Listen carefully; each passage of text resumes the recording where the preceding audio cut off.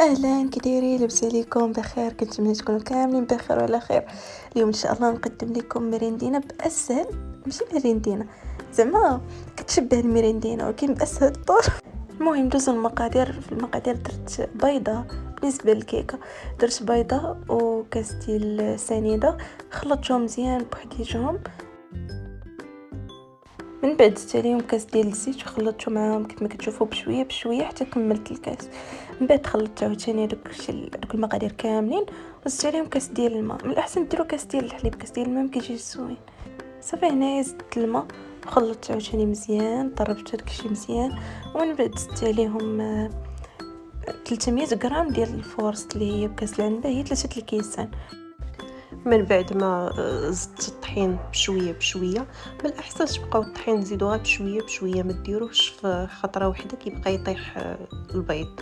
من الاحسن نبقاو ندخلوا هذاك الطحين غير بشويه بشويه في المقادير. المهم هذاك المقادير خاصهم يطربوا مزيان باش كيجي هذاك الخليط خفيف وزوين. خاصكم تبقاو تخلطوا مزيان بالطراب اليدوي.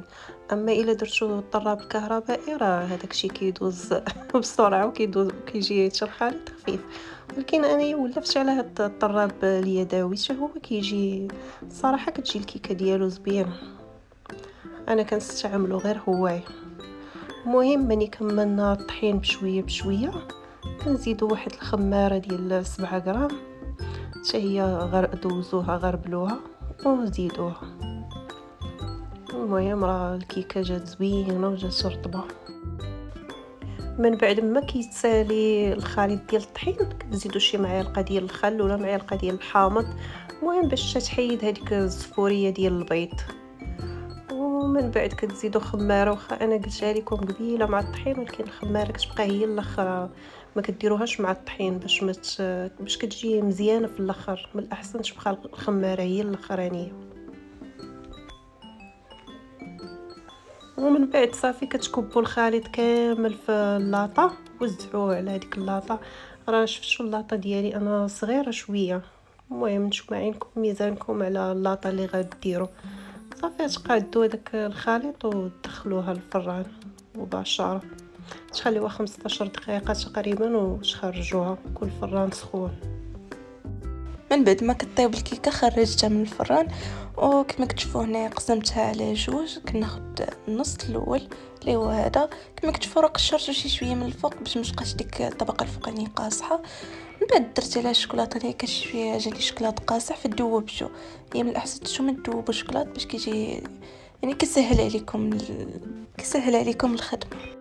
هنا يا بنات من بعد ما كتوزعوا هذيك الشوكولاط كامله يعني في الجناب كاملين، كندير هذيك الطبقه اللي بقات الفوق من هذيك الكيكه الاخرى فوق من الشوكولاط يعني، وكنبدا نقسم في ديك الكيكه. هنا قسمتها على 8 هذيك العجينه اللي درت كامله، خرجت لي 8 الحبات. من بعد كنخليها على جنب، كنخلي الكيكات على جنب وكنمشي ندوب الشوكولاط.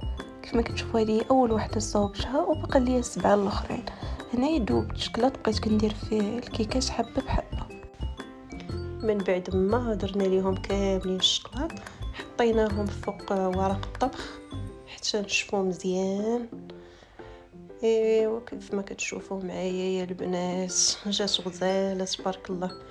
وصافي وذوبنا شويه الشوكولاط وكملنا ليها التزيين من الفوق. شوفوا البنات الميريندينا هادي خطيره يا البنات.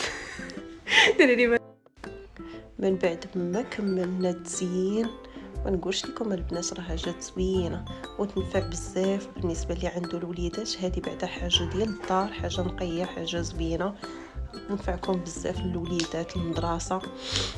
ايوا بصحتكم.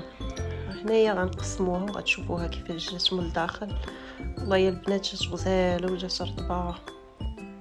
كنتمنى كاملين تجربوها، راه كتنجح من اول تجربه. واخا تكون ما عمرك صايبتيها غتصايبيها اول مره غتصدق لك ان شاء الله. يعني مقادير راه مضبوطه واي وحده صايباتها غتصدق ليها واخا تكون يلا اول مره غتصايبها. المهم بصحتكم وبراحتكم.